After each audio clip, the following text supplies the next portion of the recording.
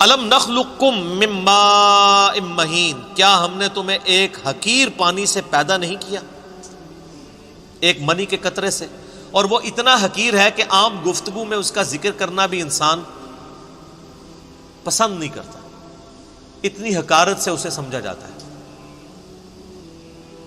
جسم سے نکل جائے تو غسل فرض ہو جاتا ہے، کپڑے دھونے ضروری ہو جاتے ہیں، اس سے جان چھڑانا ضروری ہو جاتا ہے۔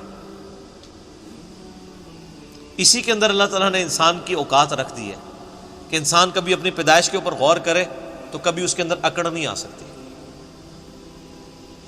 اور دیکھ لیں کوئی دنیا کا بڑے سے بڑا انسان، اس کی پیدائش ہوئی اسی طریقے سے۔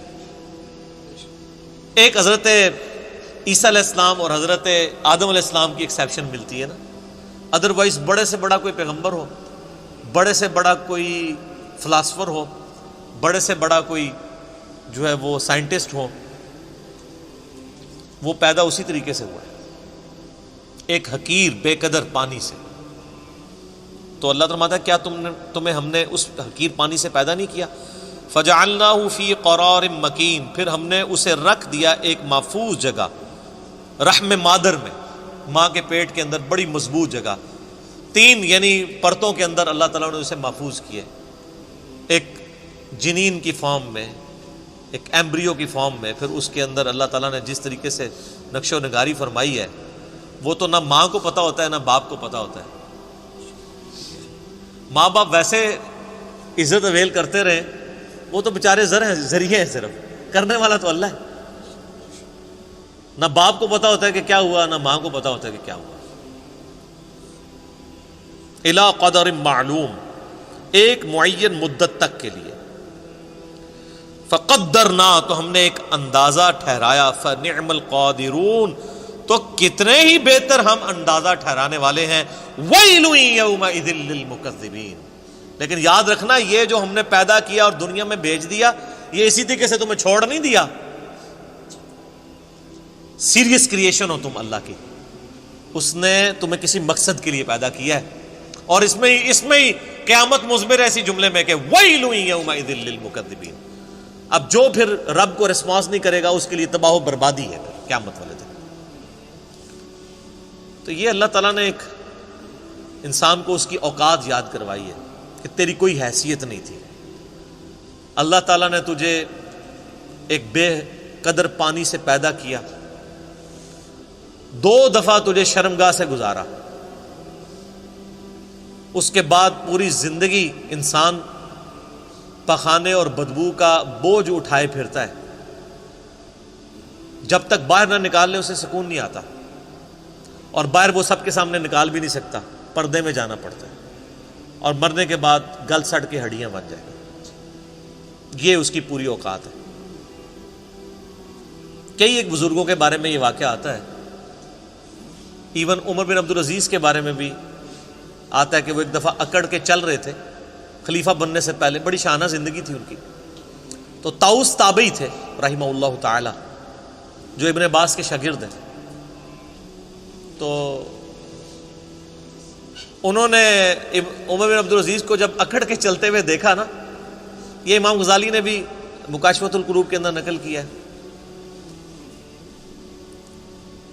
تو انہوں نے عمر بن عبدالعزیز کو مخاطب کر کے کہا کہ ایسے شخص کو زمین پہ اکڑنے کی کوئی اختیار حاصل نہیں ہونا چاہیے، اس کی کوئی حیثیت نہیں کہ زمین میں اکڑ کے چلے، کہ جو ایک منی کے ناپاک قطرے سے پیدا ہوا ہے اور 2 دفعہ شرمگاہ سے گزارا گیا ہے، اور اپنے پیٹ میں پخانے کا بوجھ اٹھائے پھرتا ہے، اور مرنے کے بعد گل سڑ کے ایک مردہ ہوگا۔ وہ دیکھ لینا فوراً بو پڑنا شروع ہو جاتی ہے، تھوڑی سی لاش کو ڈیلے کرتے ہیں۔ عمر بن عبدالعزیز نے جب یہ بات سنی تو فوراً عاجزی کے ساتھ چلنا شروع ہو گئے، اور ساتھ فرماتے جاتے تھے کہ طاؤس نے مجھے جو نصیحت کی ہے نا، میرے ایک ایک جوڑ کے اوپر اس نے ایسی ضرب لگائی ہے کہ میں نے اس ضرب کو محسوس کیا۔ لیکن یہ وہی ضرب محسوس کرتا ہے جس کے اندر وہ ایکسیپٹیبلٹی کا مادہ موجود ہو، ورنہ کوئی ڈھیٹ ہو نا، اس کے اوپر سے پورا قرآن بھی گزار دیں اسے کوئی فرق نہیں پڑتا۔ نصیحت والے کے لیے ایک جملہ بھی کافی ہوتا ہے۔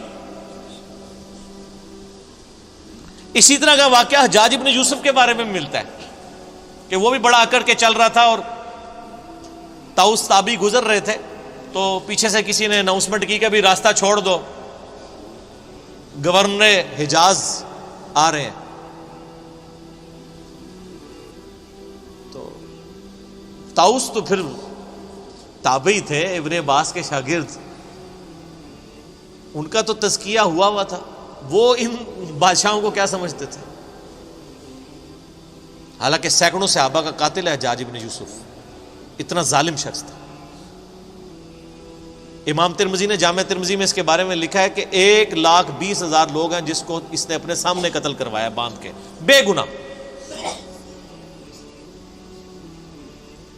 لیکن جو اللہ والے ہوتے ہیں وہ پھر ان چیزوں کو خاطر میں نہیں لاتے۔ تو حضرت طاؤس نہیں ہٹے تو حجاج حیران ہوا کہ یہ کون سا بندہ ہے، ان کے پاس آگے کھڑا ہوا اور کہا کہ تم مجھے جانتے نہیں ہو؟ ان کا میں بڑی اچھی طریقے سے جانتا ہوں، تم ایک ناپاک قطرے کی پیدائش ہو، ایک دفعہ اپنے باپ کی شرمگاہ سے نکلے، دوسری دفعہ اپنی ماں کی شرمگاہ سے نکلے، اور تمہارے پیٹ میں اس وقت پخانے اور بدبو کو تم اٹھائے پھرتے ہو سب کے سامنے، سب کو پتہ ہے، یہ وہ حقائق ہیں جس سے کوئی انکار نہیں کر سکتا، اور مرنے کے بعد تم گل سڑ کے ایک مردے کی فارم میں پڑے ہوگے، میں بڑے اچھے طریقے سے تمہیں جانتا ہوں۔ وہ یہ سمجھ رہے تھے کہ یہ کہے گا کہ تم جو آل امیہ کے جو اتنے بڑے گورنر ہو، انہوں نے کہا میں بڑے اچھے طریقے سے جانتا ہوں۔ تو جس طرح حضرت ابراہیم علیہ السلام کی گفتگو سن کے وہ بادشاہ جو ہے ششدر رہ گیا تھا نا، اسے کوئی بات ہی نہیں آئی تھی، حجاج ابن یوسف کی بھی زبان بند ہو گئی کہ اس طریقے سے بھی مجھے کوئی جواب دے سکتا ہے، اور وہ خاموش ہو کے وہاں سے چلا گیا۔ سر ان لوگوں کی تربیت قرآن سے ہوئی تھی، یہ جو جملے بولا کرتے تھے نا وہ قرآن سے ہی بولا کرتے تھے نا، قرآن یہی تو بات کر رہا ہے۔ ہمیں واقعات یاد رہتے ہیں لیکن قرآن تو ہم نے پڑھنا نہیں ہوتا، قرآن یہی تو بات کر رہا ہے۔